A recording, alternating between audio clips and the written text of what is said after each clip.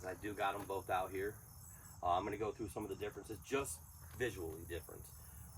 Some of the measurements and stuff I haven't really got into. The only thing I did confirm is the same, is the fork length.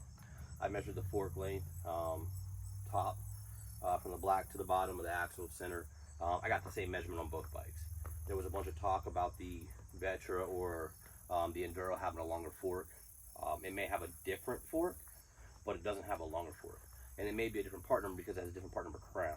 And that is because the whole direct mount.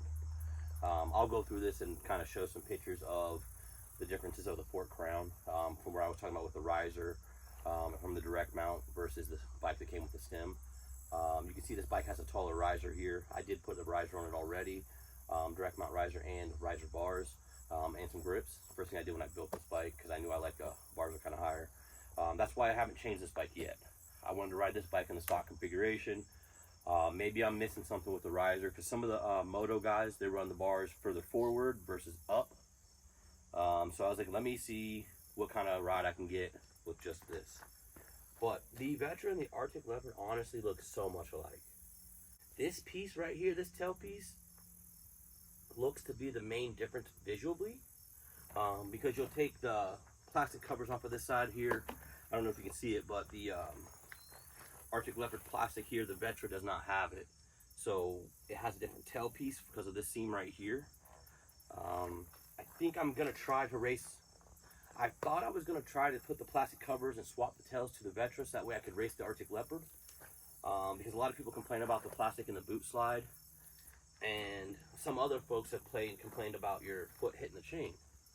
So I'm wondering if those plastics will kind of help keep my feet away from the chain if I leave them there. So I am going to test this bike with the plastic on it, and I'm going to test it like the Vetra is. The Vetra is close enough to this bike that I think if I put a 1916 on it, I can kind of bounce back and forth between the bikes. If I run a tight track where little obstacles, I can probably do better with this bike versus a bigger obstacle, straighter, wide open, get it running track. So it makes sense to have two bikes, not financially, but when I'm talking it out loud, if I'm going to actually do a competitive race series next year. So we kind of snowballed there, but just full circle. I did put an EXT Arma on this Vetra, so it does have an aftermarket rear shock already. What I am going to do, whatever bike I race will have the EXT rear. I did talk to somebody about Cirrus. Josh and I were kind of chopping it up the other night, and I asked him about putting Cirrus on a bike like this. So that's something we're going to talk about, look into. If we can make it work, if the geometry's right. I feel like I could abuse a Cirrus fork and not have to worry about it. This I'm kind of nervous about. Big dude, you know, everybody says like, well, what's an e-bike go with me on it? Well, I'm 265, so I'm not your average guy. So if an e-bike will go 80 mile an hour with me on it, you know it's a bad dude. And I've been 80 mile an hour on this bike with the far driver tuned up. I mean, it's bone stock other than the bars and the riser. No gearing change, no nothing. I think this bike's got 100 miles on it.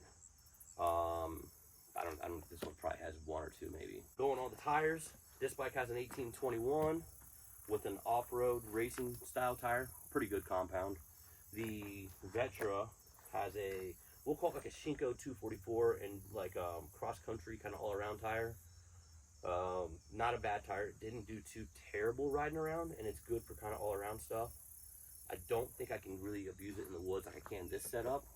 I haven't taken this bike in the woods because of that reason. I didn't want to take these and kind of just be disappointed in it. So I was waiting for this bike to arrive, and I'll just ride this one.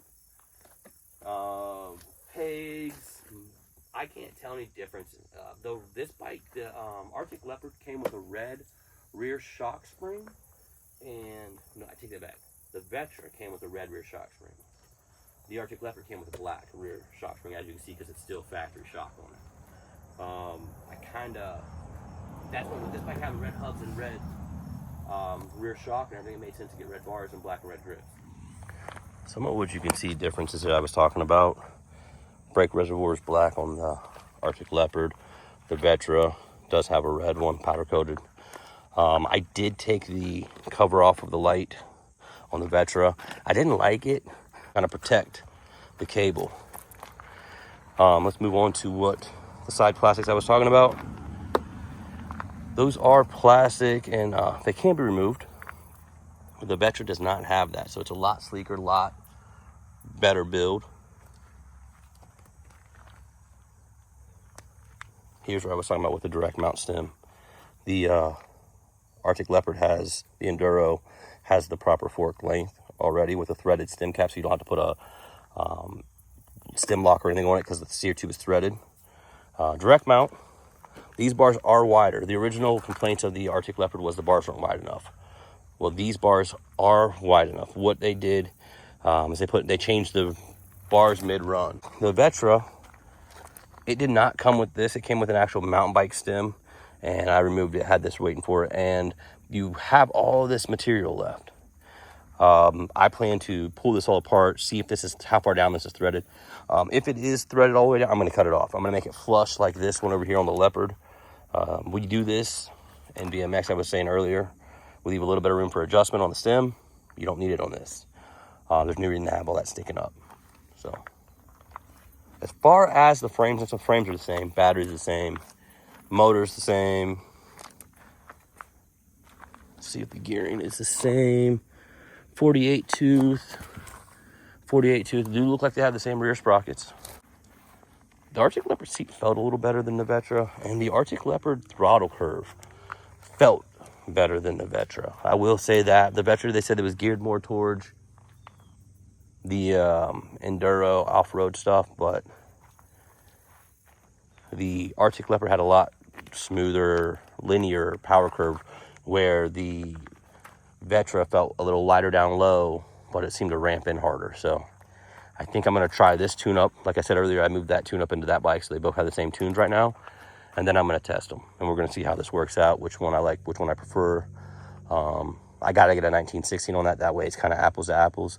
Right now, I definitely would like the 1821 because it's going to have a more aggressive tire, and it's going to hold a lot better in the turns. So we'll see what happens. Next video out, I'll be riding. I'm going to hold off on riding it today. It rained a little more than I'd like to, and I don't want to tear up the trails of the yard, so I'll get out maybe a different day and get a riding video together of all this and how it goes. But thanks for watching.